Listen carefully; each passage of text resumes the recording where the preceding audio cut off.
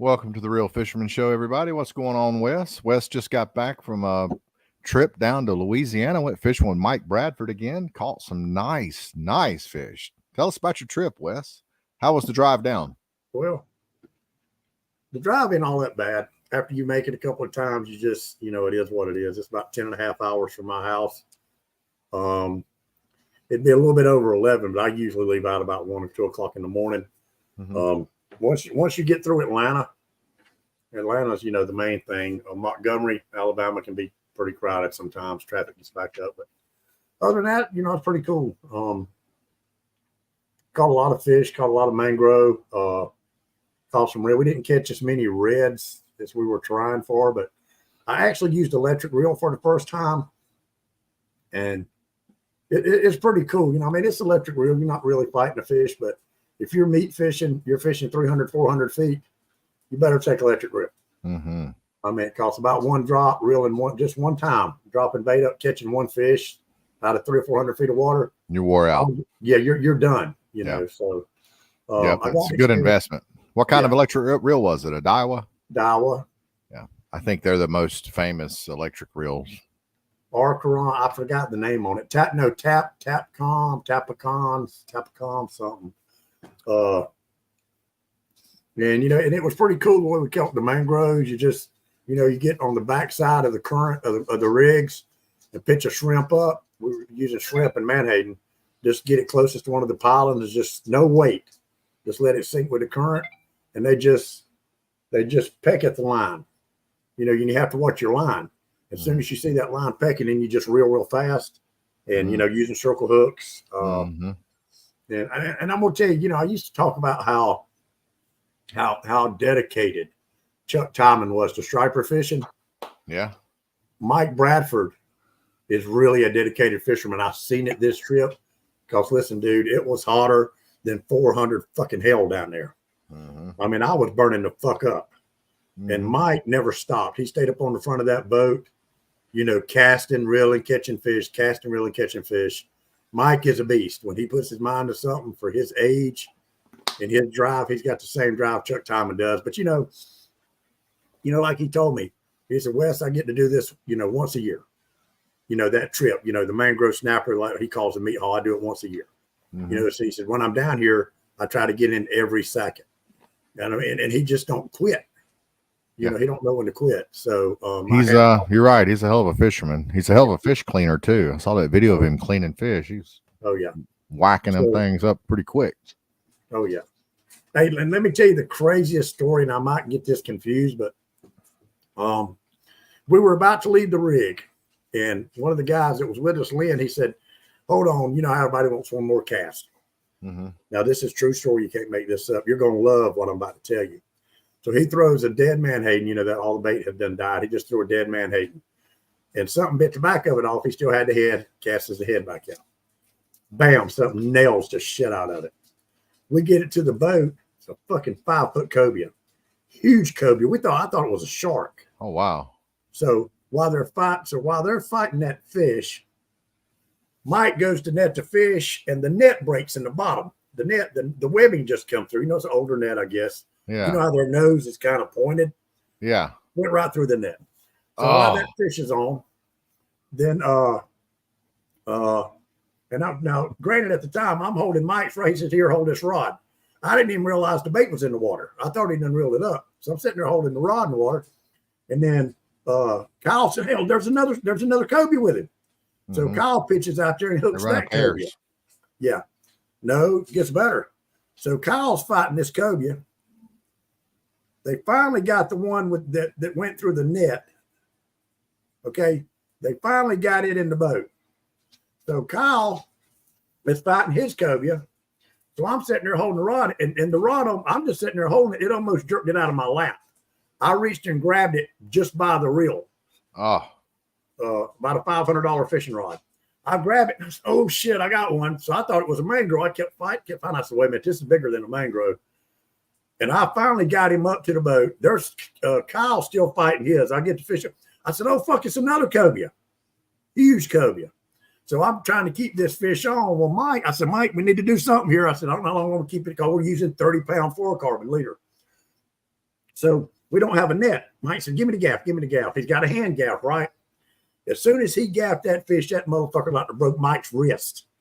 And the fish takes off with the gaff still in him. So that's a big cobia to do that.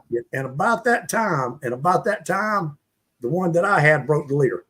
I was just trying to keep him up out of the water, because he was tired. And he just decided to take a run and smack, boom, take off. So out of those 3 cobia, we got one. That was pretty exciting. Them cobia said, y'all ain't messing with no mangroves, boy. I know, right? Yeah, I mean, it was a great trip. And I brought 7 bags of fish home, 2 fillets in each bag. And the shrimp boats come in that morning. So before I left, I said, I'm going to go over here and get me some shrimp. So, you tried to get some shrimp last time. Yeah. So I go to the backside, and this guy's loading the boat or launching the boat. And I said, anybody's got any shrimp for sale? He said, yeah, let me call my buddy. And I said, is he down here? And he said, no, but he should be coming any minute. So he called his buddy, and he said, and I heard his buddy talking on speakerphone. He said, tell him I'll be there in 10 minutes. So he gets there, and you know what they used to call not a brown, it's like the old brown sacks, but this one was red. Burlap? Nylon, burlap, like a burlap sack, but this one was red, and but it was plastic. Right. Yeah. So anyway, I said, how much is a shrimp? You know what I got these? These are big prongs. I mean, they're huge shrimp. You know what I got them for? What? I got 30 pounds of them for $40. Holy cow. That's 30 a lot pounds of shrimp. for $40. I didn't realize how much shrimp it was till he pulled it out of the cooler. So listen to this. This story gets better. I just lay them on top of the fish that I already had. And I said, I'm just going to go down here at Elvy's and buy a cooler. So I walk in there that morning. That lady, she said, we got a few coolers there in the back behind the drink machines. Listen, Junior, I walked back there and picked this cooler up. It's about this big. It was like a 15-quart Igloo collapsible cooler. I looked at the price. I thought it said $9.99. I thought, well, that ain't bad. I'll throw it. I can stop and get ice twice, get my shrimp home.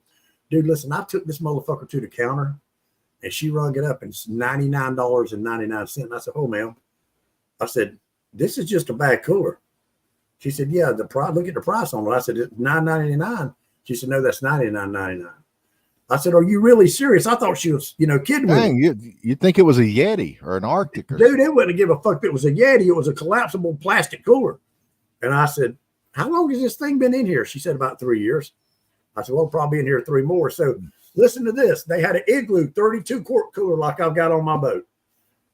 I looked down at it, $240. What? Dude, you cannot make this shit up. So I just left. I said, ma'am, I said, I'll throw these shrimp on the side of the road and let the damn animals eat them. I'm not paying that kind of money. So you know the Dollar General we used to go to? Yes. I stopped at Dollar General was open. I said, well, maybe they've got, I'll get something here, I got the same Igloo cooler, 32-quart Igloo cooler for $35 at Dollar General. Wow. How can they justify marking their price? Dude, it's unfucking believable. Wow. But anyway, so I got my shrimp home, got a lot of fish. Well, I guess, most of your fishermen down there, they're running $1 million boats. They're all rich. A lot of the captains don't own the boats, and the owners probably give them a credit card with like virtually no limit. Yeah, but those people have Yetis. They don't buy Igloo bag coolers. That guy, whoever owns that store, has to be a total fucktard. Yeah, try to think people's gonna pay $99 for a $15 vinyl Igloo cooler. Maybe the store is just a front. It has to be. Maybe they're moving something through there. Yeah, it has to be. And then $240 something for a 32-quart Igloo. It wasn't even a Yeti. I wouldn't give that much money for a Yeti, much less a damn Igloo. That is and then insane. I about found the same, different color, same cooler, same size at Dollar General for $35. So. Well, good. You got you a new cooler. So did they really live, JR, when we release them? You think they really lived? I think you should have taken a cooler with you. Did you just forget to take one? Oh, you needed another one. I had so much fish, and then I didn't realize that 30-pound. Dude, have you ever seen a 30-pound bag of shrimp? Oh, yeah, that's a lot. Yeah, that's a lot. So, But anyway, I'm gonna take my big. I got a 152 quart cooler. I'm gonna take it back in October. But going down there, I love to catch the tuna fishing is awesome. But I just don't care for tuna that much. Those mangrove snapper, those red snapper, I'd rather eat that black sea bass, flounder, stuff fishing. I'd rather eat that. And I wouldn't care if I ever eat a piece of tuna again. I tried it. I didn't like it, but some people think it's like the steak of the ocean. But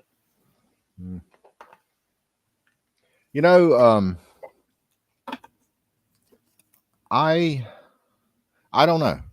From what I've gathered, just anecdotally, I have seen really no proof of any hybrid die-offs. Someone taking a picture of, now I'm not talking about stripers. Yes, of course, stripers are going to die off. That's why they had to stop stocking stripers in Lake Norman, is just because you could see 30,000 of them floating, and they just kept trying, and it's just you can't stock stripers in Norman. But the hybrids, I haven't seen any die-offs of hybrids. Taking a picture of one dead hybrid, that's not proving anything. You don't know what happened to that fish. Somebody could have caught that fish and ripped its guts out. You don't know how that fish died. It's kind of like largemouth. You see largemouth floating dead all the time. I mean, you got to assume that it's from a tournament, because you see them floating dead in the wintertime, the fall. It doesn't matter what time of the year. You're going to see, if you go out to the lake enough, you're going to see a dead largemouth floating. Usually it's around a dock where some guys kept it out of live well too long, or kept it in their live well and didn't have good enough aeration, and it just was too stressed and died. But hybrids, I think that hybrids have an extremely high thermal tolerance. They're very resilient to temperature changes, and that's why they stocked them in Norman, is because of that, and because they have to be there. And I don't know. I haven't really studied it enough, but I plan on doing like a series on this, that I'm going to really do a deep dive into the biology, and what makes these fish so tolerant to extreme conditions. But yeah, like I said, I think that a lot of these people that are complaining about the fish, I think it's just jealousy. I think people are going out here and catching them in the summertime, and I think you got a lot of drama in the guide world. Not drama in anything, man. Anything. Yeah, you got a lot of drama in the guide world, and I think a lot of the guides that choose to pursue these fish in the summer, they catch a lot of hell from the guides that don't target them. Well, I don't understand what the big deal with that is, because 99.9% of your guides are going to keep what they catch anyway. They're not trying to revive a fish. They don't. The only place that fucking fish is going is in a cooler. Well, their argument is, they're catching nothing but shorts in the summer. I guess, I don't know why. I guess because the fish are so stacked up, the shorts are getting to them before the keepers. But the majority of your fish you're catching this time of year are shorts, and they're saying that those shorts aren't surviving when they throw them back in 89-degree surface water.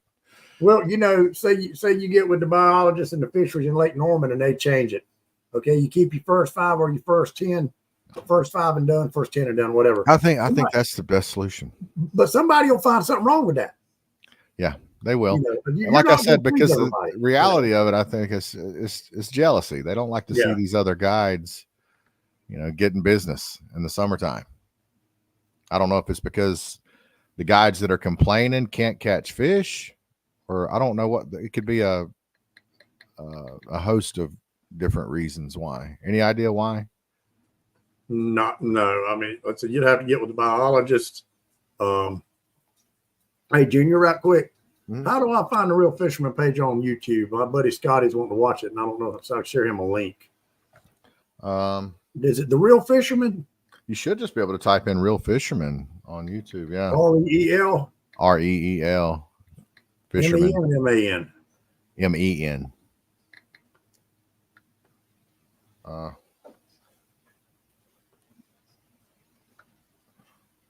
No, that ain't you. Let's see. You want me to I send know you? he said he's there. He's there. Okay. All right, Scotty, we got you. But anyway, yeah, it don't matter what kind of rule. You're not. Everybody's gonna find something to bitch. It's social media, and and there again, everybody likes to poke. Sometimes, and I still do it every now and then, especially if it's somebody I know or I know I'm cool with. But everybody likes to stir the pot. Just see how many comments you can get. Chris Ovis used to call me a comment whore. But yeah, he's jealous. Yeah. He wishes he could get that many comments. Chris is all right to be a little man. To be a midget, Chris is pretty cool. Dustin, we're talking about hybrids, not stripers. I know stripers die. Plenty of stripers die. But stripers a big problem in the summertime, dying off. We're talking about hybrids and how they have a much higher resilience, and how I haven't seen any proof locally this year of any hybrid die-offs. I know we always used to say if a striper had, people talk about how a striper do fight, but if a striper had the heart of a hybrid, you really would have a hell of a game fish. It's that white bass in them, man. Yeah.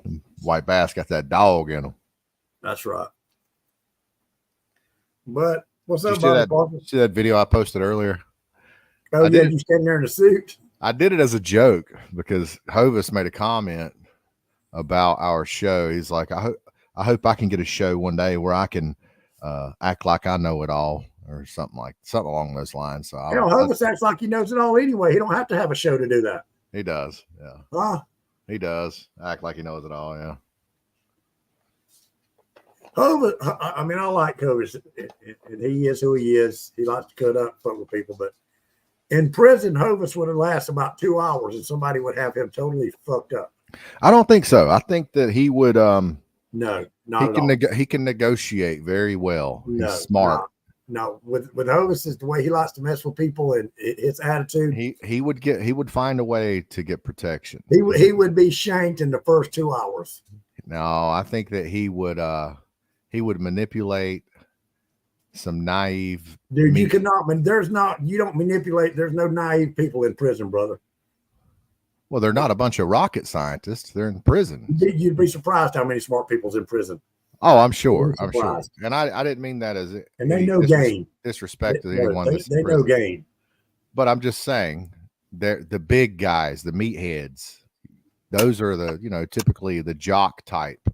Those guys typically aren't as smart as some other guys, and he could. I think he could manipulate and take advantage of some naive meatheads to protect him, maybe.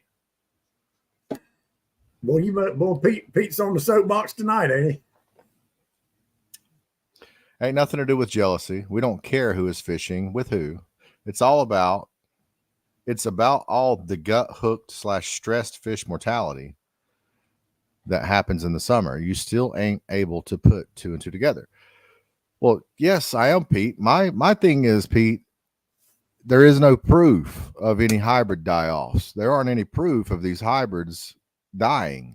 I mean, I get it. But you're coming at it from a striper mentality. Just because they have lines doesn't mean they're a striper. They're much more resilient than a striper. And if we were talking about stripers, you would be 100% correct. I haven't seen, there's no proof of any die-offs. There has no proof of anyone catching 20 fish, letting them go and them dying. Now you can assume that they're dying, but that's just an assumption.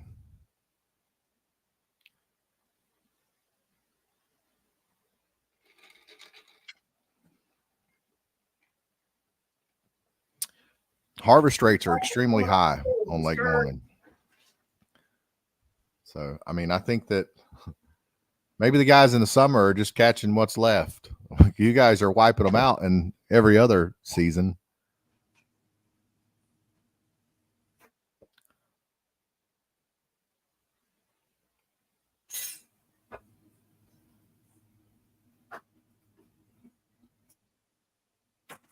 Is Pete scared to come on the show? Did you hurt his feelings, Junior? JR. Yeah. Did you hurt Pete's feelings the other night? He's been reluctant to come on the show lately. I don't know. He came on. Well, it wasn't the show, but I went live the other night, and he came on, but that wasn't the show, so I don't count. He's that. scared. He's scared. Here's the guides. Here's what the guides do. Pete, do you recognize this boat? You recognize that boat? That's what the guides do. Now, these fish, these are stripers. These were found dead. I think, where's Dustin live? In Tennessee? No, he lives in somewhere in South Carolina, don't he? Dustin Fisher. Was that on Hartwell or was that in Tennessee? I'm not really sure. Anyways, those are striper. But these are the guys that are now. That was in a river. I let that fish go. You think he survived? In a river, cold water? Oh, yes, most definitely. It doesn't matter. These summertime guys that are out there fishing, catching them with mussels, they're probably not even fishing in the wintertime. Summertime's probably the only time a lot of them are even fishing. But still, even still, there is no proof. You're assuming that these fish are dying. Now, here's my question. Why does everybody care so much about these fucking 2-pound fish? Well, they take a lot of pride in them. They take a lot of pride in them. And my thing is the hybrids are already extremely resilient. They have a very high thermal tolerance. They're very tolerant of temperature changes. They're much more tolerant of higher temperatures. They're much more tolerant of less dissolved oxygen. So it's a proven fact that a juvenile fish is more of any species. Like, for example, a striper. A juvenile striper is going to be more tolerant than an adult striper. Catfish, they're going to be more tolerant than an adult catfish, and so on. They're not going to need ideal conditions to survive. So these guys that are catching these undersized hybrids, well, these undersized hybrids are even more resilient than the legal size hybrids. Still, but there's no proof of these fish dying off. I don't see the uproar until I see some proof. I'm just going to assume they're not dying. I'm going to assume they're living. Well, what about this ain't really off the subject, but I wonder in the summer when we're out there catching snapper and black sea bass in 40, 50 foot water in salt water, bringing them up and releasing them. Yeah, you got to fizz them. You got to fizz them. If you fizz them, that's why. If you fizz them, but I'm talking about 50, 60 foot of water. I'm not talking about 150 foot of water. You don't have to fizz a fish in 50, 60 foot of water. Oh, you don't? What I'm saying is, no. So what I'm saying is when you release those fish, are they living? It depends on how fast you bring them up. If you're using heavy tackle and you're yanking them out of 50 feet of water, you need to fizz them. Because I've been gas trolling in 30 foot and yanked fish up and their eyeballs be bulging out. Do you remember? I didn't find out. I think Brady Dills one told me, well, when we were out there offshore fishing, you have to have a device to fizz them. It ain't nothing. You have to have a legal bought device. I didn't know that. So I went and bought one. I have one. But I would have gave you mine. I thought I gave it to you already. No. And old Pete, me and Pete I don't saltwater fish no more. So Pete don't have nothing to do with me. Little bastard. Yeah, Pete. Pete hasn't replied to anything I said. So I think that Pete knows. He knows there's no proof, and he's just assuming. Another thing I never did figure out, which I don't really care a lot about small fish, unless I'm trying to get my grandkids to catch fish or Lori or something, or somebody I'm taking fishing. I could give two or three fucks about catching a 2-pound fish ever again. But what's the deal with the mussels? Why does it matter what you're fishing with? I heard recently that it was illegal to. I think I'd heard that before, but I guess it's true. I haven't confirmed it, but I guess it's illegal to use mussels to fish with. The mussels that you find on the lake, they're invasive, whatever type of mussels they are. I forget what type they are. They're not zebra mussels, but you're talking about the store-bought mussels. or whatever kind of mussels they're using. It's like, they're why does it buying matter those. if you catch them on a herring or alewives or mussel? What's the deal with the mussels? What makes that so different? Just is that something Well, else? that's what I think a majority of these guys that are going out and targeting them, that's what they're using for bait, simply because They don't hybrids, cost they're half $20 a white dozen. bass, and they have an extremely fast growth rate, and they're very, very hungry. They got very high metabolisms. They'll in the summertime, they will eat anything in the summer. They are not picky. So the easiest thing to do is to go to Food Line and buy some mussels, and they're just a grocery store bait, easily accessible. They're cheap, and the fish love them. So people say, so you got one group of guys over here saying, I'm giving $8-10 for a dozen herring or a dozen alewives, but y'all catching my same fish for $3, and I don't like that. Is that kind of what it boils down to? I think that's a theory. I think that's a educated guess. Wesley Midcalf said, no, $3 a pack. Dang. Yeah. I mean, considering herring is, how much is herring? If you go buy herring, I think Joey's went up $10 a dozen. That's cheap nowadays. That's cheap. I remember I used to pay $4 a dozen. When I first started striper fishing, they were $5 a dozen.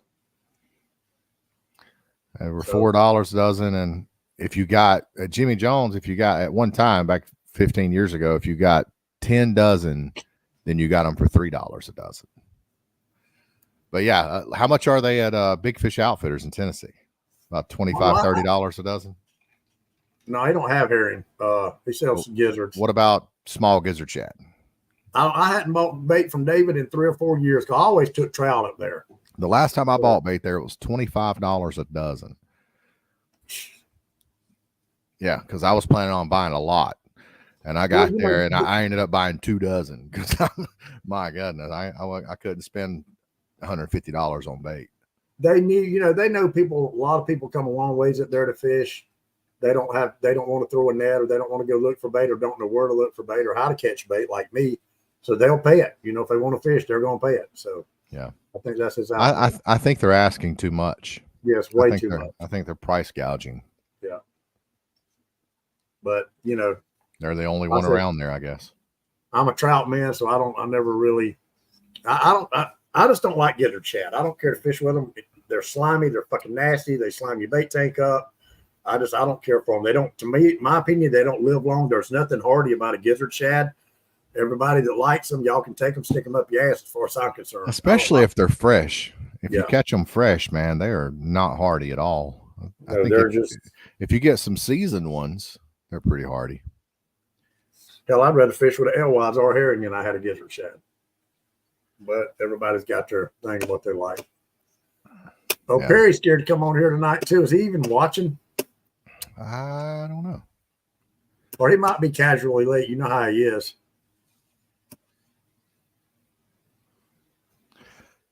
Yeah, I'd like to go out and do some research on these hybrids, and especially on Lake Norman. And I'd like to get the temperature of the thermocline.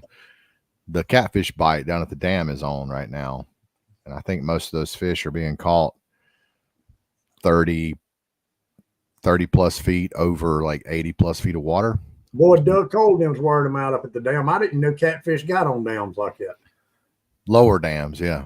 Oh, you're talking about the upper dam. Yeah. Yeah, in Tennessee, all the, like Melton Hill and especially Fort Loudon, if they're not running water, you can pitch dead bait up into those dog houses, at the dam. You know what I'm talking about? And just let it sink to the bottom, and you can hook up on at least a eater size catfish about every time. They are up there thick, boy, and they bite like hell when the water's not running. I think that the guides, that would be that's a good guide fish to take guys up there when they're not running water and just let them catch the hell out of blue catfish, eater size blue catfish. But I wouldn't eat. I don't eat shit that's caught in Tennessee. I don't give a damn what body of water it's in. Yeah, a lot of people do. All that shit's connected up there some type of way. Motherfucker come home and start growing the dick out of their ass and their ears turn orange and shit. Yeah. I ain't eating nothing that comes out of the state of Tennessee. Yeah. None of that water. All that water's connected and it's all fucking contaminated. Yeah, it is, which is so weird because it's such a beautiful state, and the water is so clear and green, and it's gorgeous. It's cool. It just looks like it would be so clean. That It is, green, that and green stuff, it is clean. But it's contaminated. that green stuff you see is contamination from where the damn hydrogen bombs was made. No, the green is from the water being clear, man. I thought you were serious for a second there. Dude, I tell you, some of the prettiest water I've ever seen up there is on the Canyon Fork. Gorgeous, man. So Ain't it? gorgeous. And to think that that's contaminated. Yeah. And what gets me is how the fish live in that contamination. I guess it's just a contamination that's not good for us, but it don't bother the fish. I haven't seen any videos or any footage. I've seen someone share about six different pictures of the same catfish floating on Lake Norman. Looked like about a 15-pound catfish, but I haven't seen any evidence of a lot of dead catfish floating. You know, I think if you're seeing some dead catfish floating down at the dam right now, it's more than likely hybrid fishermen that are going down there, putting the light out and catching those, stacked up above the thermocline hybrids. And when it's not a hybrid and it's a blue, they're just taking it off the hook, cutting the line, whatever, and just throwing them back. I think it might be, you might have some mortality from that, but I doubt that catfish are dying from 89-degree surface water temp. We caught one of the mangroves we caught, JR. I know this is saltwater, probably totally different. It had two hooks in its mouth from where it had broke off people off previously. Two hooks still in its mouth, hadn't even started to rust, and still eat with a hook in its mouth. Wow. Well, that striper that you and I caught in Tennessee last time, the biggest one, had a hook in its mouth. Remember? Yeah, that's right. Yeah, sure did. Because I said, so that's about a 5/0 laser sharp circle hook. Yep. Eagle Claw. Walmart sells them. It looked brand new. Somebody didn't tie a good knot or something. Or maybe they just cut the line or something. I don't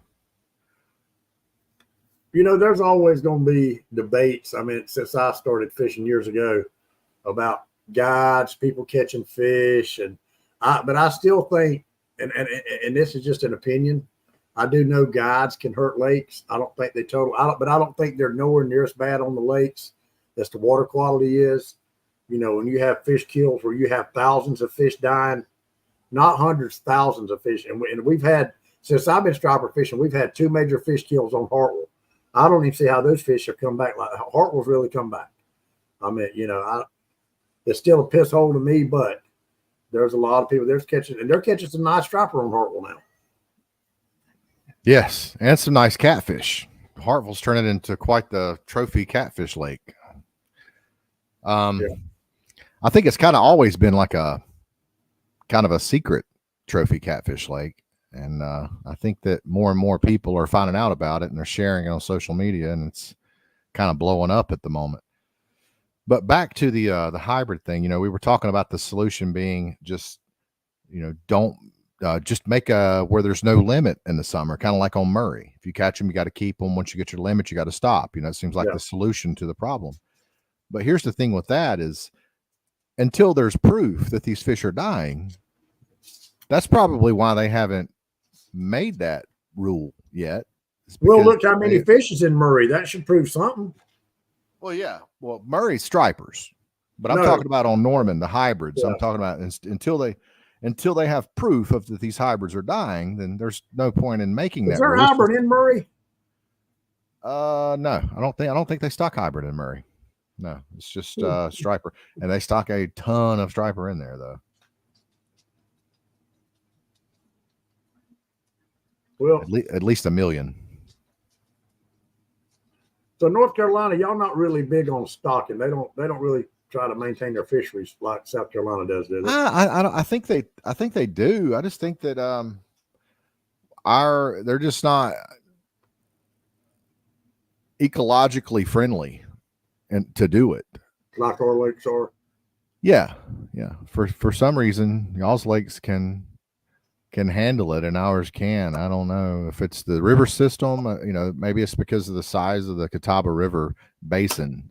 Maybe that has something to do with it. But Well, me and Lori, I'm fixing to buy a place at the lake.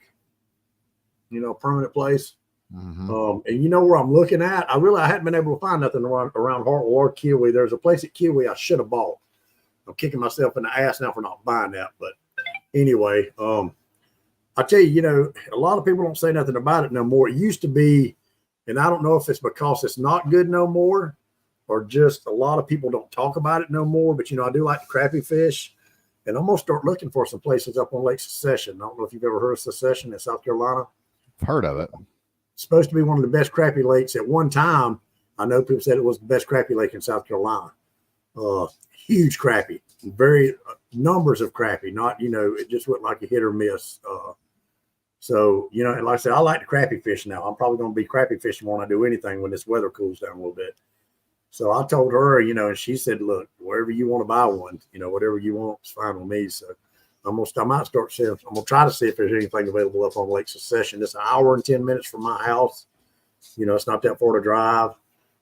I just can't find nothing around Hartwell or Kiwi or nothing that I like, so. Yeah. What's up, Kenny Mills? Well, you must be looking at comments on your phone. I am.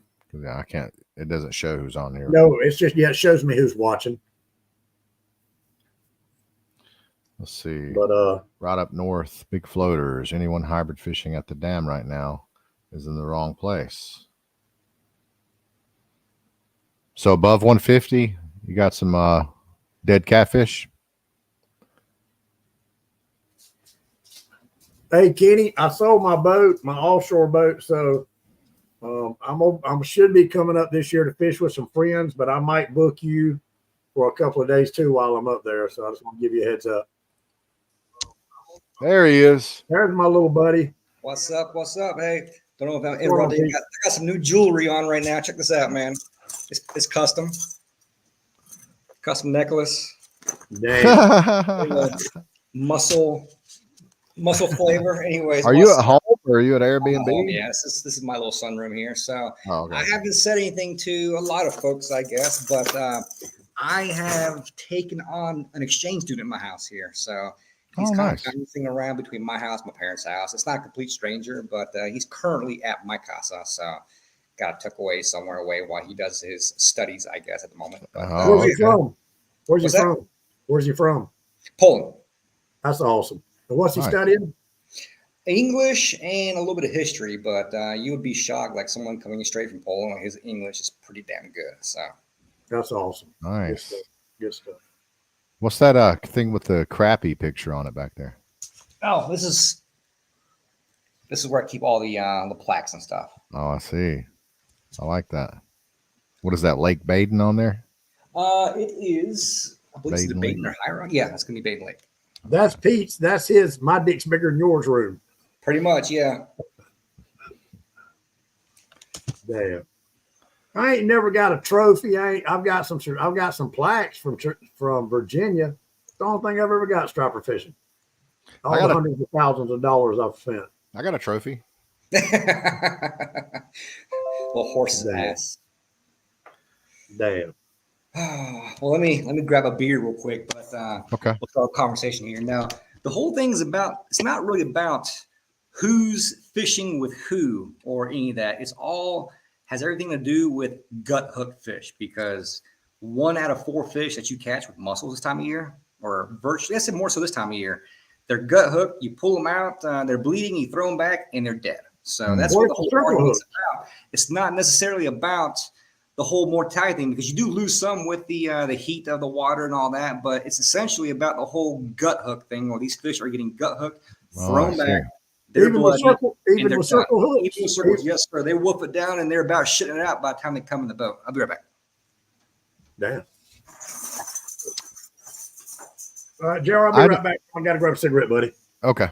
Scott Perry's watching. Scott, won't you get on here and talk about some fake shit with us? Don't be scared. Ask Heather, can you get on?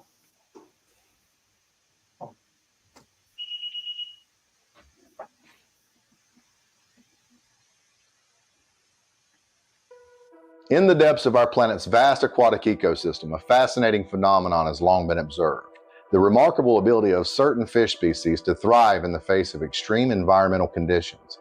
Among these, the hybrid striped bass has emerged as a particularly intriguing subject of study because of its remarkable capacity to withstand sudden changes in water temperature. This remarkable resilience has sparked the curiosity of scientists and anglers alike, who seek to unravel the secrets behind this fish's extraordinary thermal tolerance. As we delve into the mysteries of the hybrid striped bass, we'll also explain the intricate physiological mechanism that enables them to survive and even flourish in waters that would, quite frankly, be hostile to literally any other species. So join us on this fascinating journey as we uncover the thermal tolerance of hybrid striped bass and shed light on the remarkable adaptations that have earned them a reputation as one of the most resilient fish in our lakes. You know, I did that as a joke, but now after I've done it, I want to, like, that's like the introduction. So now I want to, like, do like a part 1 and a part 2 and like make it like a whole series on hybrid striped bass and like really get scientific with it. What do you think about that, P? You want to help me do it? That's pretty damn funny. I'm not dressing him in a suit and tie. I promise you that. Well, no. I will do that part for each. I'm figuring we could do about 4 or 5 segments, and for each segment, I will be like you just saw there, but I'll have overlay, and the overlay will be getting like doing tests like on the water, like maybe going out and have a video of us going out and testing the surface temp and the thermocline temp, the hypolymium, epilemium, and thermocline temp in stratified Lake Norman, and like, you know, post those results and like have it overlaid like as I'm like talking like that. I think it would be cool, man. That'd be an excellent little series. I think it's never going to happen. Yeah, I don't know. You got me. JR, can you spell all those words that you're pronouncing? No. I Googled a bunch of that. I wrote down a bunch of it, memorized a paragraph of it, and that took me about 4 or 5 different takes to get that. But I did it really fast. I did it I literally didn't start doing it. The show started at 8:00, and I started doing that at like 6:30, 7:00 ish. Hey, let's get Lee Huff and Scott Perry on here. I mean, I literally had on what I wore to work today. I just ran in there in the closet and grabbed a blazer out of my closet that I wear to like funerals and threw it on. You could tell actually because I saw that little crease right there. There's my buddy Tony Caton. How you been, Tony? I can sound presidential if I need to, but I refuse to in most cases. Yeah. Well, the reason I did it was Hovis made a comment the other day, said something about I want to start a real fisherman show so I can act like I know what I'm talking about and look all professional or something like that. So I don't think you saw it yet, but as you went live, I posted a photo on the Chain Gang of you there. So. I haven't seen it. Love it. So back on the whole hybrid thing, I sent you a photo on your phone as you were talking, and that's pretty common. Now, that photo was actually posted by someone that you know, I guess, and since deleted. But if you go back on a lot of these posts with guys talking about, oh, we've caught 40 hybrids, this is that, you know, and they're holding up photos of hybrids. If you look close, you see blood dripping on a lot of them. And so that's where our main argument is. They're catching them. You know, I think these guys, we really need to promote circle hooks. Now, I know that you said they're wolfing them down, but I doubt they're still sucking them down. The hookup ratio on a circle hook in the corner of the mouth is like 99%. I doubt very seriously they're sucking circle hooks down on any kind of regular basis. I think these guys are using J hooks, treble hooks. I'll say this. I feel like if guys, and JR, you know where I'm coming from. I'm sure you do as well, Wes.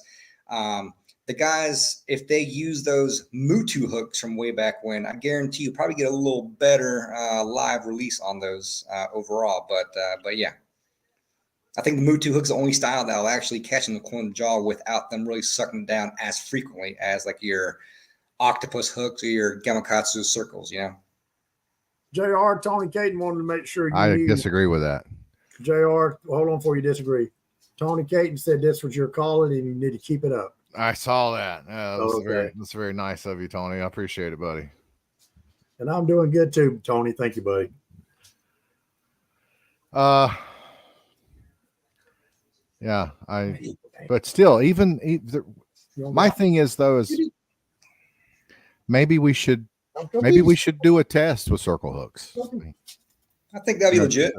Just a small sample size, say 25 fish sample size. It might take you 4 or 5 trips to do it, but I think that about 25 fish would be a pretty decent, on the small side, but still a pretty decent sample size for. Correct. Also, if this does happen, I think one important factor also is if you do a test, you must run the same exact length leader as well. You think the leader has something to do with it? 100%. The longer leader, the more likely they are to suck it down before a guy sets the hook or starts drilling with a circle hook. Okay. I'm trying to figure out why that would be. If the line isn't weighted, then that's not the case, right? Well, if you got like a 2-ounce sinker or something, you're talking in terms of a Carolina, 1/4-ounce sinker, Carolina rig with leader, the hook, yes. Well, let me ask y'all a question about the circle hooks. Okay, I know you use a certain size hook for certain bait, for certain fish, correct? Uh-huh. What if you tried, like, say, for the hybrid, upsizing the hook a little bit? When they're biting, I think that help for swallowing it. I think Pete is forgetting how circle hooks work. I know how they work. Don't you worry. The fish swallow the bait a lot of times. That's a circle hook. If a fish swallows the bait, the circle hook comes all the way back out and then hooks it in the corner of the mouth. That's how they're designed.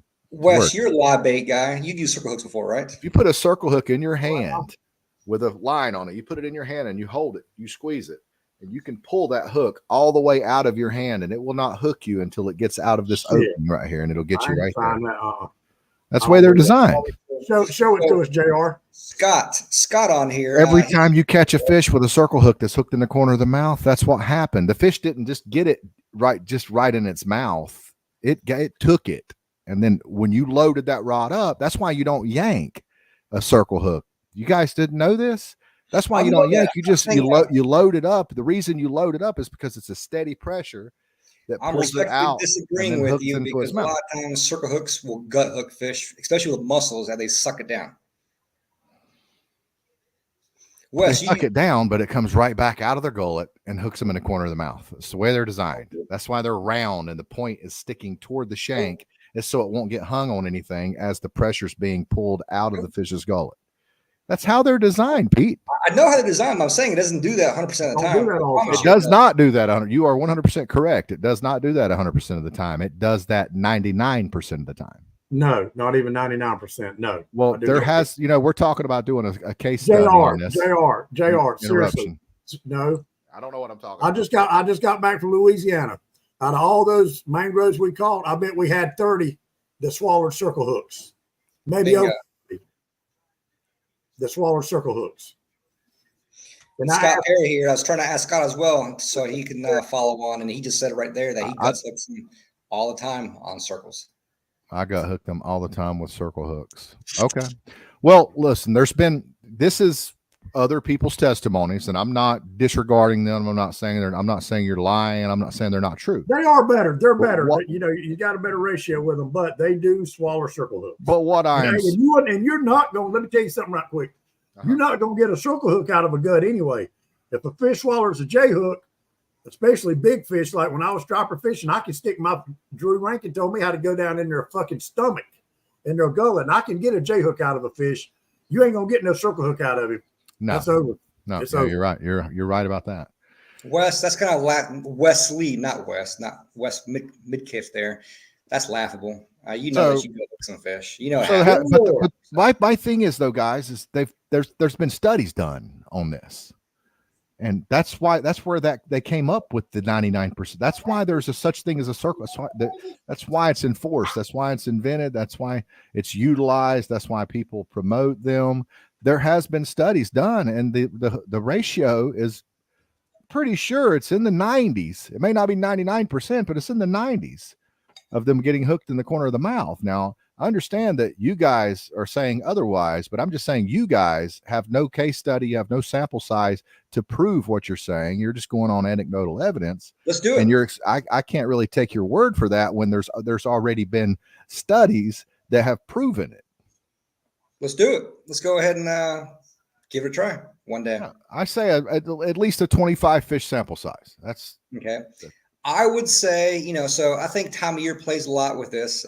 These fish in the summertime, the warmer months, let's not say summertime, warmer months, spring, summer, early fall, I feel like they're a lot more aggressive and they're more likely to eat a bait and suck it down and run with it. Okay. So they are more likely to gut hook. Colder months, not so much. I feel like these fish are not as aggressive and they're a lot more lethargic and they'll slowly pick at a bait, which actually I've seen personally multiple occasions, kind of like a sheephead bite. So I feel like your ratio is going to be better as far as a fish being hooked in the corner of the mouth during those colder weather periods than you would in the hot weather months, like right now. So if I were to say, give you a percentage as far as fish that are hooked in the corner of the mouth versus gut hooked right now, I'd probably put it in the 60% range, 60, maybe 75 at best. So 1 out of 4 fish you catch are gut hooked. Better than all 4 of them being gut hooked. See what Scott said? He said, I think it happens with slack line. They swallow the bait without the pressure. Pulling the bait, it rarely happens. I think you got a point. I think that there is more of a chance the deeper the bait is, that they're able to swallow it without having any tension on the line. So they're going to be able to swallow it deeper. I think the deeper that it is, the more of a chance there is of it getting hooked on its way out. But I think if you fish it, if you know what you're doing and you're smooth, you have to be with it when you're working. That's why I love circle hooks, is because I'm an athlete. Damn. And I know how to be smooth. Damn.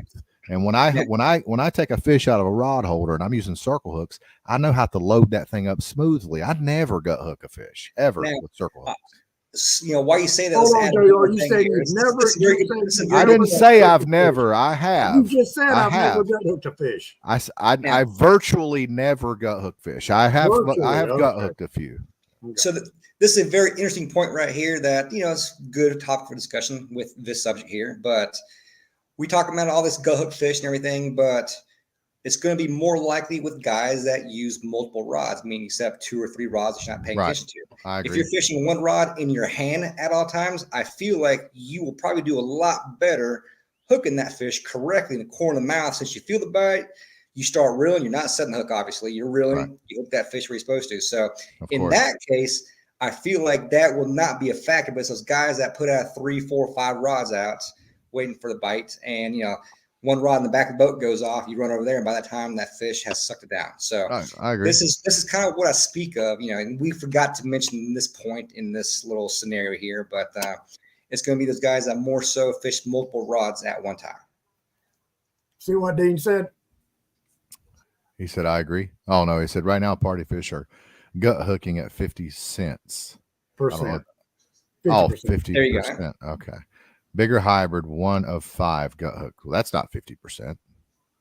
No, he said the party fish 50%. The bigger hybrid are getting 1 out of 5 gut hook. Oh, I see. Okay. Yeah. Yep. That's probably got something to do with their throat, their mouth. Everything is smaller on smaller fish. Maybe you're more likely, the circle hook is more likely to not work or get turned due to the pressure of it being pushed, the fish being smaller. Maybe that has something to do with it. Hey, baby, let me know when Donald Trump starts talking. All right, sorry. Yeah, I want to know as well. Wes, I want to know not to change the subject, but I want to know when you were using the circle hooks down there, how many times did Mike lecture you for trying to set the hook on a mangrove with a circle hook? Mike never told me how to fish. You don't have to. And when you're fishing with the mangroves, JR, like I said, when you see that line twitching, when you winding up, by the time you wound the slack out of it, that fish is on there. So it's, Oh, that's how you do it. Yeah. Man, let me tell you something about the mangrove snapper. Ain't no fish piss me off more than those damn mangroves. I swear. Oh, they can be aggravating as hell. Hell yeah. So I went on vacation years ago to, South Florida, and you could see them swimming around everywhere. So you pitch a bait to them. Them fuckers will hit it and take you straight to the structure every time like that, no matter what. And then you see them bite it, but you can see them bite behind the damn hook. You set the hook and they pull the bait off every time. Yeah, that's what I was telling JR down there. We'd get on the back of a rig, you know, with the current in front of us. And when you pitch that shrimp up to, or the menhaden, whatever we were using, you pitch it up to the rig and you just let the bait fall easy, no weight. Just let it fall. And then you have to watch your line. When that line starts twitching, just real fast. I just find it hard to believe you weren't trying to set the hook. Right. Hey, and you can bet your ass those 15, 16-pound mangrove, if you don't, I mean, we were fishing with Stella 10,000s. We had them almost locked down with 30 pound. We went 30 and 40 pound. Yeah, because if you don't, hey, if they get enough pull about They'll a get foot, you around that old rig. That's and this Mike told me that, and I was watching it. And that's, man, it's like they know you talking about a striped bass going to a rock. Them motherfuckers will go straight back to that rig. It's unbelievable. And if you don't stop them, you ain't gonna get them. Mm-hmm. Yep. Nice.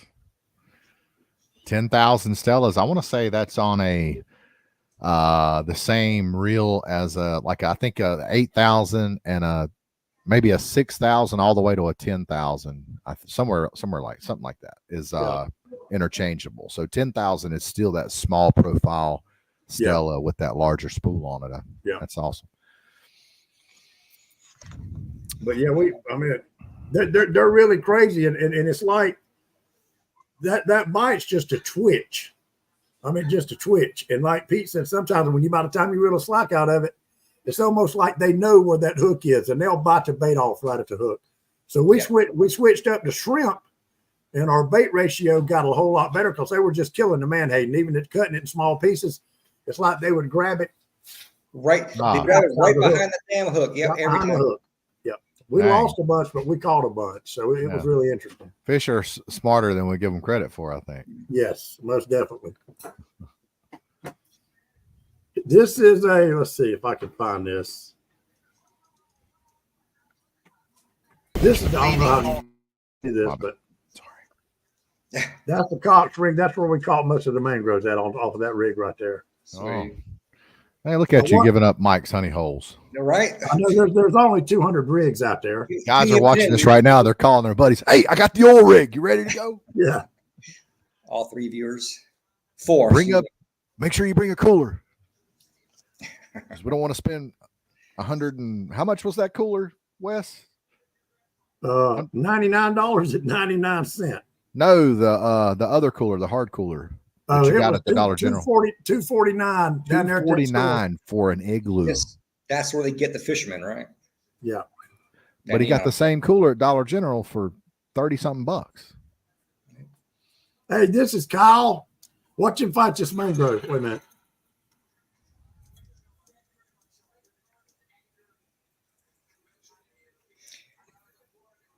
Wes, meant to ask you, did you lose me to sharks at all?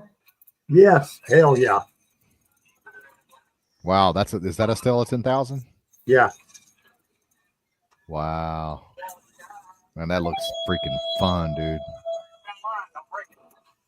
That looks so fun.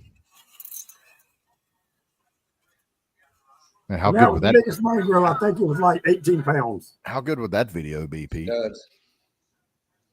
Some fine eating fish too. That's a fact. Pete, and I'll tell you, you talking about sharks? Dude, them sharks down there. Look here. Look this.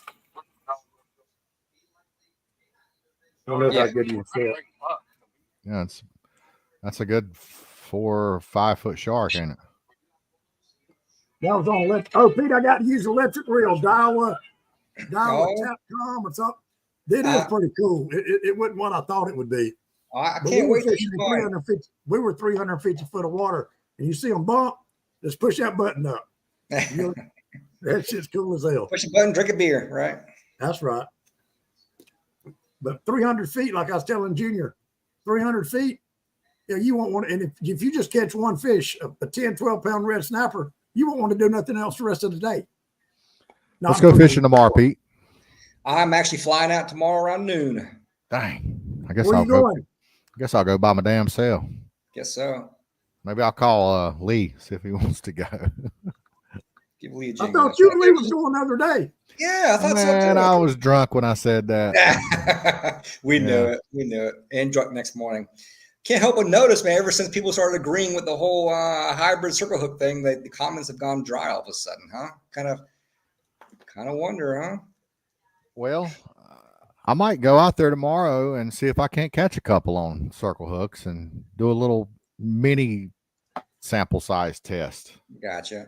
So You said one, Drill hooks. right, Pete? 1 and 4 or 1 and 5? about one, I'd say 1 and 4.5, maybe. So let's say 1 and 4, 1 and 5. Let's 1 and 4, let's so play the greater 1 and 5. Yes. I'm gonna no, let's go 4. I might because I probably ain't gonna be able to catch 5. I'll be lucky Okay. to catch 4. So we'll All go right. 1 and 4, and I'll see if I can't catch 4 fish, and we'll see if any of them are. What size circle hook you think I should use? Like a 2-aught, 3-aught, I'd say 2-aught perfect. Yes. 2-aught. Okay. Correct. But again, you got to set multiple rods out because a lot of these guys, they do fish multiple rods, 2, 3, 4 rods, and leave them be and let the fish do his thing. Yeah. I mean, I'm going to have to go find them. So, and I'm going to be tempted to go down to the dam and try to get on that suspended catfish bite. That's what's killing you. You want to do that more than anything else. I know how it feels. But you could probably catch some hybrids down there too at night. You probably could, but I think they'd be more schooled up lake some for sure, as far as bigger numbers. Ryan Spivey says he knows where they Just are. find the damn fleet out there. You'll just spot lock amongst them. Yeah. There you go. He said, "Holla at you, boy." Spivey, we can't catch a hybrid in the tournament fishing hard as hell for 8 hours. You think I'm gonna go out there and catch 4? No, it's easy. This time, seriously, this time of year, you can go out there, spot lock, and dude, you can crush them when you get it schooled up. Hey, Dean, I appreciate the invite, buddy, but I got a job to put in the morning, or I'd go with you. You got to find them. But yeah, you're right. I can tell you where, but Ryan, spend a couple hours. Spend a couple hours looking for them. You'll probably find them. And once you find them, they'll be easy to catch. Yeah. Well, let me ask you a question. This may be a dumb question. Are they less likely to swallow on a circle hook? Are they less likely to swallow a smaller hook or a bigger hook? I think a small fish, if the hook, I think they're more likely to swallow a. Well, I'll say this. I think they're more likely to get gut hooked by a larger hook if the hook is, unless the hook is too large for them to swallow. I think if the hook is large, but still small enough for them to swallow, like just enough for them to swallow, where the hook, when it goes down into their gullet, it's super tight. I think that's when you're getting gut hooked fish, maybe, because I think a lot of their tissue will bulge into the hook because the hook is pushing against the tissue, and I think the tissue is overlapping it into the gap of the circle. I think that's where you're getting your gut hook fish. That's just off the top of my head. Well, what's better than what? And I haven't heard y'all mention this word. A proper size hook.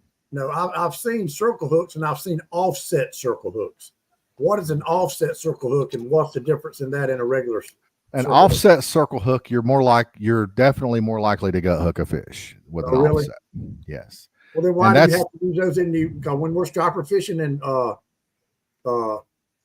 no, that's right. Yeah, you have to use the inline. It has to be a straight circle hook. It has to be an inline circle. Yeah, you're going to have what happens is, Wes, when you use the inline circles, they work too good, so they come out of the fish's mouth and they just come on out. They don't hook. So you're more likely to get that hook set with a offset circle, but you're also more likely to gut hook a fish with an offset. Yeah. So if we were talking strictly inline, that's probably where the sample size that I'm talking about, that the people that come out with circle hooks and the tests that they've ran were probably inline circles. That's probably why they have such a high percentage of mouth hooking a fish.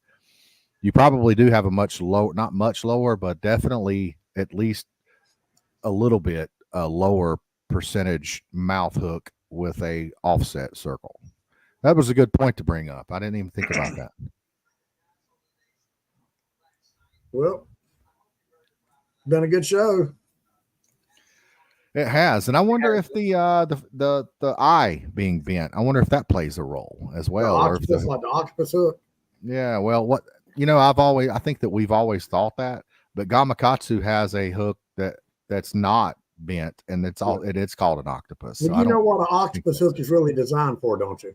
What? I emailed Gamakatsu one time because I was always wondering what's the purpose of the bend of that hook. You know what they designed those hooks for? A snail? A snail knot. That was the only design for those hooks. But you can snail one that's not bent. Yeah, but I mean, but when you snail a Gamakatsu or any hook that's offset, your hook sets straight in. It don't dangle like this. Right. But I understand that. But the thing is, though, I need you to call Gamakatsu back and ask them why they come out with a hook with a straight eye that's also called an octopus. You and I saw a pack of them at Tennessee, and I've seen it. I think that was a misprint. Oh yeah, no, the ones we see big fish. No, not big fish. That little small rinky dink near bows. Oh yeah. When we were looking for some weights. Yes, but that's not the first time I've seen those. I've seen those at Bass Pro, Cabela's. I've seen them several times, and each time I see them, it confuses me because I always it did said octopus on it with a straight eye. I remember that now. Yeah, so we need to call them back and see what's going on with that. That little store, they could have just sent them a bunch of fucking misprints. I mean. Well, no, because I've seen them before. I've seen them at Cabela's and Bass Pro. Let me Google this right quick. Google is your friend. Google it for us, Wes. JRP don't have nothing to do with me no more since I'm not fishing in saltwater no more. Shit, I'm hardly fish saltwater myself. Shit, you got your damn mind. You ain't about that salt life no more, though. That's a fact. From what I've seen this year in the weather, dude, yeah. Fuck's sake. We're basically three different types of fishermen. I have converted. I used to be a striper fisherman. Now I am predominantly a trophy cat fisherman now. If I'm gonna like invest like some serious work into fishing, it's gonna be for trophy catfish. Otherwise, I'm just gonna go catch like a couple largemouth and just to have some fun, drink some beer. If I'm going after some serious fishing, I want to go after some trophy catfish. And Wes is a freaking drive to Tennessee, drive here, there, go to Louisiana, and then Pete is I'm a damn meat hog. I'll admit it. I'm a meat hog. He's a guide, so he's all about filling coolers up with meat fish. Right. So we're just all three just totally different types of fishermen. So it's kind of hard for us to get together and do anything locally or on any kind of schedule or any regularity. The octopus tastes pretty damn good tonight. I'll say that. The octopus hook is 4 times stronger. So look, that image is a straight eye. Yeah, that's what I was talking about. We were wondering what. No, that is just a Gamakatsu straight eye 4X strong. Octopus. It's an octopus straight eye, but it's 4 times stronger. Well, no, it's just showing you a 4X hook, a 4X strong hook. That's just an image of a 4X strong hook. It's just a thicker wire. They make a thinner wire octopus straight eye too, but it's not 4 times stronger. Yes, it is. That's just an image of a 4X hook, bro. Wes, what I'm saying, JR, is that's like the hook we seen up there at the store. It says octopus, but it's got a straight eye. Right, Wes, and I don't understand that. I got your answer. Why? So years ago, a lot of guys that fish offshore bottom fishing for grouper snapper, they loved J hooks. Okay. Yeah. They loved that exact J hook. Now, when the law came out saying that you must use circle hooks from here on out, guys were kind of pissed off about that. So Gamakatsu came out with that exact same hook, 4X, everything. But if you see, the point is bent a little bit to make it a circle hook, so that therefore. But that's still not answering our question. That's cool and interesting and all, but what is a slight bend in? What is the octopus? It's just got a slight bend. No, that's not a circle hook. That's not a circle hook. No, the point's got to be pointed toward the shank for it to be a circle. Why are they called octopus? Take that photo out a little further. It is. No, it's not. Look at the entire photo. That is not a circle hook. I promise you. 100% not a circle hook. That's a river hook. I'll agree it's not 100% a circle hook, but it's enough of a circle hook to pass the law. No, it's not. No, it's not. No, you're wrong. That is 100% not a circle hook at all. I promise you. Biologist JR's right. I'm sorry. I'm How sorry, much you sir. want to bet? I'm sorry, How much sir. you want to bet? I'll bet you a bottle of Woodford Reserve By golly. Scott Perry still owes me a bottle, so if you bet that, Take ask that him. image, save that image, Wes, post it on Facebook, and ask, is this a circle hook? Hold on a minute. But yeah, why are they called octopus? That's the question here. Because we always thought, Wes did too, and I don't know about you, but I think most people thought that the octopus designation was because the eye was bent. That's what I was told a long time ago. I've always believed that. And then I saw a couple of years ago, I saw a pack of hooks at Bass Hey, Pro JR, that was straight. Pete is right. Pete is right. Didn't mean to interrupt you. That's a They're calling circle. that a circle hook. That's a circle right there. That's a different Yeah, but it's picture, not bro. bent You're not all the tricking way me. back. That's a different picture. No, it's not been all the way into the eye. That's the Oh, I that's see. the- Yeah, the but that straight yeah, eye but circle that hook. one is a circle. Yes. Yeah, but That's it's a not straight been eye all the circle. way into the eye like most of them are. Right. Okay. I think that's the Yeah. hook I think Pete was referring to. Yeah. That he thought that other one was, but no. See, octopus Joshua's circle. got a very good point right there. Fact. Everything is a circle if you need it to be. See, That's definitely a circle there. Yeah, some circles are much more aggressive though. yeah, You got Correct, different gaps, and you got different aggressiveness on the circle. They got what they call a dual action, triple action hook that's supposed to be like a Kell hook, a circle hook, and a J hook, like all in one, which is ridiculous. They're either one or the other. Yeah. And Scott Perry's calling JR out. Why would that be? How is he calling me out? Oh, you watching CNN over there?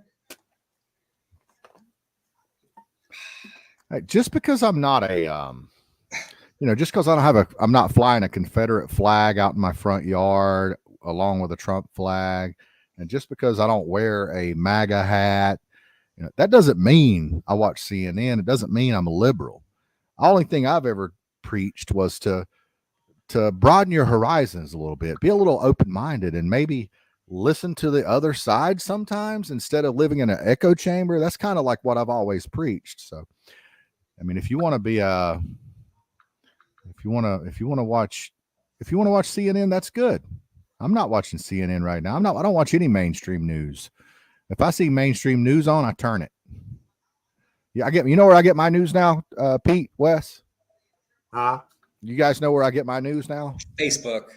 The best news source in the world. Guess. TikTok. TikTok, whatever. TikTok. Yep. Ooh. In between all them naked girls. No, that's all about the algorithm, Lori. That's the algorithm. Hey, JR. Hey, how you like that meat haul right there, Pete? You don't look at That's naked pretty girls. awesome. You want to I ain't gonna lie, that's awesome. What is that? I'm a little envious. Mango During strip. our snapper season, we couldn't even catch Hey, a bug. is that y'all's trip, Wes? Yeah. Oh, I yeah. think that photo looks like it was taken with a Motorola Razor. You can't. Well, that was Mike took it. There you go. Is that better? No, it still looks like an old pic. It's good. It's good. No, that's Kyle right there holding that Kobe up. What? Whose phone is that? I guess that's Mike took that picture. Mike, get a better phone, bro. Picture game's weak. And then I took that picture. Oh yeah, that one's better. Yeah, that's a good pick. Scott Perry said Mutu Light. Is that what you're talking about, Pete? The one that should be used, yes, I feel like. Do you know who Central North Carolina Outdoors is? He just commented Pete on YouTube. I don't think so. Look at the photos, see, zoom in. Looks like Hey, Steve Scott. Roy. Scott, now that you say that, Nancy Pelosi has actually told CNN, confirmed it. She's actually asked Joe Biden to step out. She says it's time. It's time for all of them to step out. Hey, JR, now that was our average mangrove right there. That's good fish. Yeah. So what's the limits on mangrove out there per person? 10 apiece, 10 per person. It's pretty good. That's something I never really got good at, was like the way Mike was holding that fish. There's a way to hold the fish in the gill plate where you don't injure it, they say. Like you have to get up in there in a certain place and hold it. I never was a gill holder. I hold mine like that. Yeah. Hey, Pete, did you see that? Pete, did you see that post I put on North Carolina offshore? I got a question for.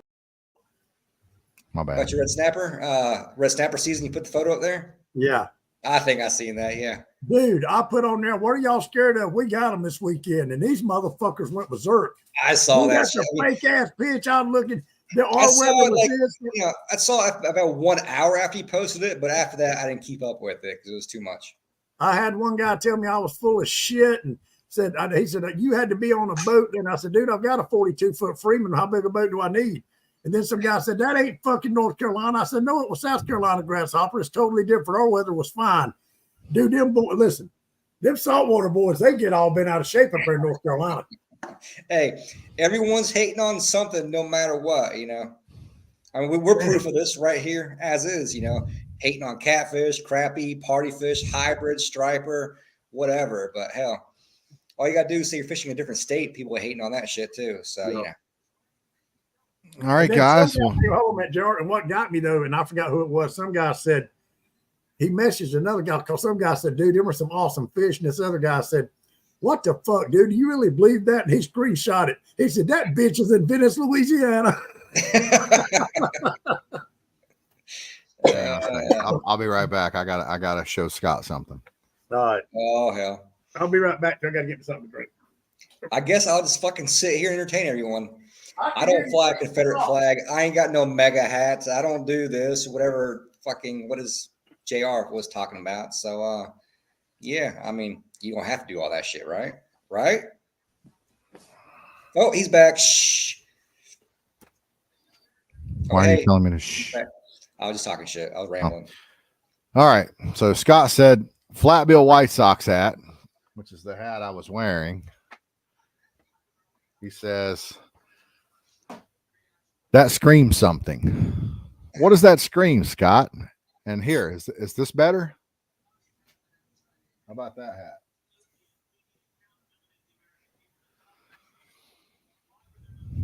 This one's, well, it's like, What is it, Junior? not real bent. He said flat bill White Sox hat screams something. I want to know what he's talking about. What does that scream? And I fixed it. I went and got my honky hat. See if he likes that any better. I think next week's show we have to have a special guest, and let's talk about green lawns. Special guest Scott. Yeah, Perry. let's just talk about nice subdivision, split level houses with fucking sod that taking barefoot pics in his lawn. I mean, gay.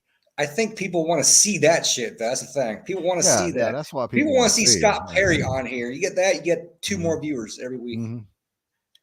Yeah.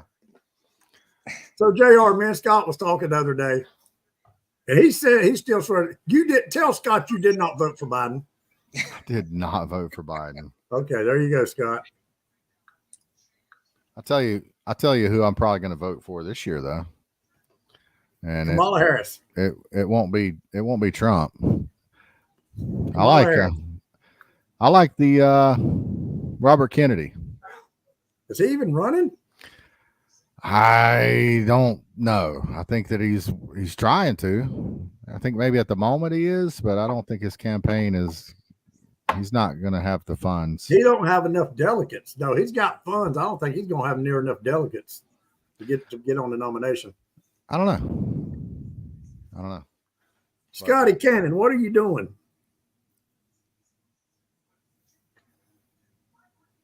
Scotty likes you, JR. He thinks you're intelligent. Thank you, Scotty. I didn't see Scotty say that. Are you putting words in Scotty's mouth? No, Scotty's one of my best friends. We eat breakfast together every morning. Oh, Scotty's a fisherman too. He'd watched this from the Real Fisherman Show. People want to see Pete doing a T-Rex run. Nope, that's a lie. What is a T-Rex run? What is a T-Rex run? Oh hell. Now that he says that, I know what it is. It was me drunk one night making fun of someone. Describe it, junkie. Bobby is his name, by the way. Thanks. JR thanks he's intelligent. Wait till JR sees his picture in the chain gang. I know that I'm not intelligent, but all my friends do make fun of me for JR, Trying- you are very smart. I will give you that. trying to be intelligent. There's nothing wrong with that. What's wrong with trying to be There's intelligent? nothing wrong with it. I like it when people spell check me on Facebook. I love that shit. If you use want the wrong way, or if you use know the wrong way, or whatever. You or are. your, yeah. I got Well, corrected JR's today. spelling Nazi. Called me out on it one day. 2 and 2. Oh yeah, Hey, dude, you got it. Come on, Pete. Shut You up. know what word? Listen, you know what word? That's hey, like you know- that's Wes's thing. Okay, I'm not going to correct Wes because that's his thing. That's what he does. He does it every day. You, on the other hand, don't. West type South Carolina. Okay. He's That's from not. SC. That is misspelling shit is not your thing. You can't fucking do that shit. Dude, I'm so shorthand in my spelling. Like I don't even care. I really don't. Listen, you gotta. Even if you don't care, you misspell something else. I Don't finished misuse college, two I got two my there. education, Don't I misuse don't words like care that. anymore. Know your contractions, guy. Google it. Your and your. Hey, you know what new word they put in the dictionary about 2 years ago? What? Trivia question. Hold on. What is No, it? a southern word. A southern word. Y'all. Well, Y'all. Y'all is in the dictionary Oh, now. points. Yes. Y'all Oh yeah, is in the dictionary. absolutely. Ain't. You know, they Remember put ain't in there about ain't a 20 word? years ago. Yeah. Yep. Yeah, well, ain't is definitely a word now. Yep. Yeah, I mean, yeah, we continue to progress. Hey, let me tell y'all something. We're A lot talking of you about guys spelling. are probably against that. You don't like Hey, progressiveness. Me and Scott was on the phone one night, and I don't know what got us on the subject, and I was on speakerphone. And you know, Heather used to cut up with me sometime about misspelling stuff. And I said something, I forgot what I said. I said, well, how good a speller are you? She said, say a word. Dude, she spelled like 9 of the 10 words I could think of. So I was going to be a smart ass. I said, all right, spell supercalifragilisticexpialidocious. I said, well, hold on a minute. Let me get Google. Dude, she spelled that shit. It's not hard. Fucker. Will you spell Just it? because it's a long word doesn't Okay, mean will you spell it, JR, if it's not hard? No, don't get your phone out. Look, I'm not. I spell got it a now. pen. I'm gonna fucking Okay. write it. I'm gonna write it down for you. Well, call it. Say it. Spell it. I'm gonna write it down. I'm gonna hold it up, and you can tell me if I. Okay, hold on a minute. Let me Google this shit again. How do you spell supercalifragilisticexpialidocious? Oh. Can we spell it out for you? Supercalifragilisticexpialidocious is spelled No, wait a minute. S. What's next? SUPERCALL.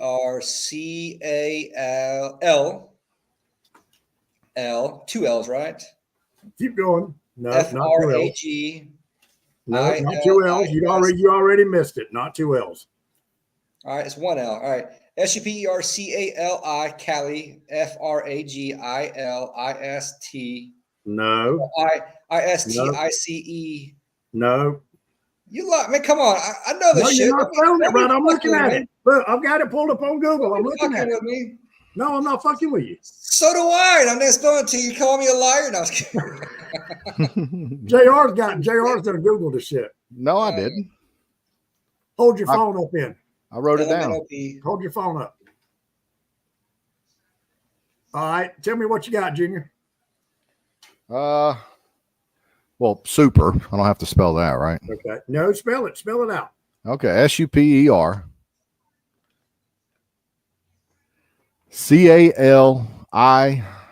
CALIFRAGIL fragilistic IST supercalifragilistic ICE. No, you're wrong. Supercalifragilistic. Fragilistic is FRAGILISTIC. That's what I said. Yeah. That's what I said. No, then you said I again. No, I didn't. Okay, you didn't. Okay.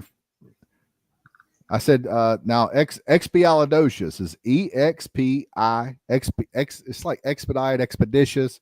Expialidocious is EXPIALIDO CIOUS. That's it. Expialidocious. It's easy. It's a very easy word to spell. Shit. Okay, spell Joe Biden. JOEBIDEN. Damn. Spell Jeremiah. Hold on a minute. How do you spell Jeremiah? Jeremiah. What's your middle name, Pete? Matthew. No, that's too easy. I don't know. It's not spelled the proper way. Okay, I'm gonna guess. It's not spelled the proper way. Correct. Okay, I'm gonna say Mattthehew. IEW. Oh, it's got 2 T's and it's an IEW. Yep. That's a weird way. Yeah. That's like Matthew. You know what they say the hardest language to spell words are? What? English? Latin. Oh yeah, that's why Doc Holliday says that's Latin, dear. Yeah, Latin. It Latin seems Mr. Ringo is an educated man. Yeah. Scott's Now got a I point really here. hate him. Having a spelling bee or we having a show? What's this? Can you use that in a sentence, please? Country of origin. Yeah.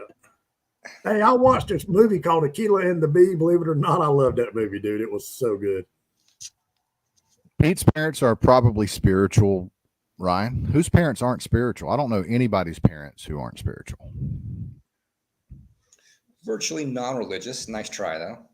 Doesn't mean they're not spiritual. Hulk You can Hogan- be non-religious and be spiritual. I bet you they're spiritual. Hulk Hogan is speaking at the RNC.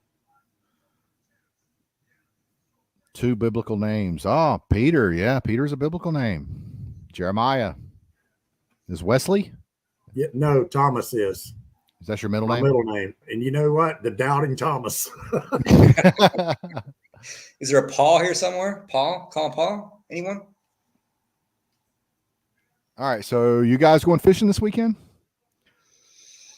I fished yesterday in the crappie tournament. It was, not much to it. Just a small little shindig, small group of guys get together. I want to say we had 8 boats, I think, and I won it.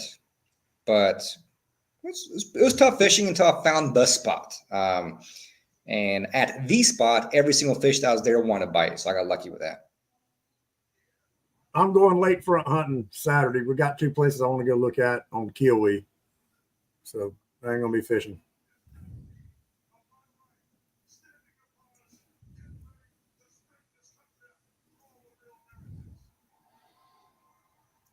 You didn't get to finish it there, D. You want to finish that for us? D Young says, just now tuning in, just wanted to say that I fished for hybrid/wipers. They call them wipers out in Colorado, I'm pretty sure. My whole life in shallow Colorado lakes, most smaller than 800 acres, and they are all very prolific. Milford Lake in Kansas is top notch for hybrids. It's 13,000 acres max and a depth around 55 feet. We used to catch them schooling from the shore every evening, and I'm talking 5 to 10 pound fish. Everybody who knows anything knows it's hotter than hell in Colorado and Kansas, and I don't even think those shallow lakes form a thermocline, but the hybrids. And then I guess that's all he could text. Did y'all know, trivia question for our Lake Norman guys, the mussel way of fishing actually originated from Colorado? The mussel fishing originated in Colorado? That's correct. I don't doubt it at all. If you'll notice, when it comes to the fishing industry, there are so much in our fishing industry that starts out west. I mean, so I'll tell so you, much. This has got some time here, maybe, I guess. I don't know. Those that are watching, they actually care. The way, and this is all fact, not made up or anything, the way the mussel fishing was introduced to Lake Norman. Some guys moved from Colorado to the Lake Norman area. They were regular fishermen in Colorado, and they used mussels over there like they do now here to catch hybrids. And so these guys would fish the hot hole, and they were the only ones catching hybrids while everyone else was watching. And this went on for weeks and weeks and weeks. And then all of a sudden, one day they effed up and they left the wrappers behind from a mussel, the package. Mm-hmm. And so someone investigated and actually saw the wrapper. They're like, this has got to be, something different, whatever. Lo and behold, they bought the same package of mussels and started catching fish. And that's how the word spread right there. Oh, that's awesome. True story. Hey, that's why I don't know if you noticed a lot, but especially first time I ever seen it was in an SBC tournament. A lot of these guys, when they come back in, if you look at their rods, there's no rigging on them. It don't matter if they're downline, any kind of bait they were using, how they got their rods rigged up. If they were, especially like you, Pete, if they were trolling, everything comes off their rod when they go through a tournament. And I noticed on the SBC, if you look at the majority of those boats, they've got their rods up there, but nothing's on them, but a swivel. Yeah. Or back to what Dee was saying. He finally finished his paragraph here, but he was saying that all those Milford Lake in Kansas is top notch for hybrids, 13,000 acre max depth around 55 feet. We used to catch them schooling from the shore every morning, and big fish, 5-10 pound fish. Anybody who knows anything knows it's hotter than hell in Colorado and Kansas. And I don't even think those shallow lakes form a thermocline, but the hybrids do great. So he's saying that no matter those hybrids are tough. They have a very high resilience to high water temperatures. So I'm not saying that is, that confirms that there's no more fish mortality on Norman. I'm not saying that, but that definitely adds to the case for their thermal tolerance and because we haven't really seen any die-offs of hybrids. Now, as far as people catching them and them getting gut hooked, that's yet to be determined. I'm not saying that doesn't happen either, but I think do microorganisms group up more during high heat temps? That's too funny. I think that algae blooms. That's what the algae blooms in the summertime are. So going back on what Wes said about the tournaments and guys not rigging rods, I agree 100%. If you look at a lot of these tournaments I do on Lake Norman, I show up there with nothing on my rods at all. Or you could do something better and have some decoy stuff on there. I have actually. So one year I put on like an 8-inch shad, like that big, a little rubber shad on there just to piss guys off to make them laugh. But I have done that, yes. Yeah, because that's the first thing I do when I get in bass tournaments is I don't care to look at blast off like when we're getting there. Sometimes I look. Actually, it's good to look before blast off too. Like when you're first getting there in the morning, go ahead and look on everybody's boat, see what they're got. A lot of guys will have those Velcro things covering up their lures, but especially A-rigs, but other stuff, they'll have other stuff covered too. But if you do happen to see, like if they're throwing a jackhammer or a buzz bait or whatever, if you'll wait till the weigh-in, and when those guys come back in, usually they're too tired to tie on those fake lures again, and they'll leave what they were using on, and then you can see what they were really using at the weigh-in. Yeah. Well, hey guys, listen, it really has been a great show, but Hulk Hogan is speaking, and I got to rewind it. I want to hear what my man says about my boy Donald Trump. Has been a great show, JR. Pete, it's good to see you. I hadn't seen you in about 3 weeks, buddy. Been a bit. You have a safe flight. Thanks for coming by. Thanks for coming on with us tonight. Pete, let's know real quick. The lady that's supposed to speak after Hulk Hogan's actually from my neck of the woods. She's supposed to be pretty good. Okay. Hey, real quick too, while we're on it, dude, I'll tell you that watching Donald Trump Jr.'s daughter speak last night, that was awesome. Talking about her daddy, she brought the house down, but she's talking about her grandpa and what kind of person he really was in real life. I mean, and it was awesome, dude. So, but anyway, you guys have a good night. Scotty Cannon, I'll see you at Gus's in the morning, my friend. Safe travels, Pete. Take care. Catch them up, JR. Don't gut hook them all. I'm gonna put beer in my gut. That's probably what I want. JR, if I get us a place at the lake, we'll have a place to come stay, and we can go fishing every morning. I can get up at 6 o'clock in the morning then and be on the water by 6:30. Heck yeah. I'll come to that. Let's do it. Good night, guys. See you next week. Yeah. Take care. Bye-bye.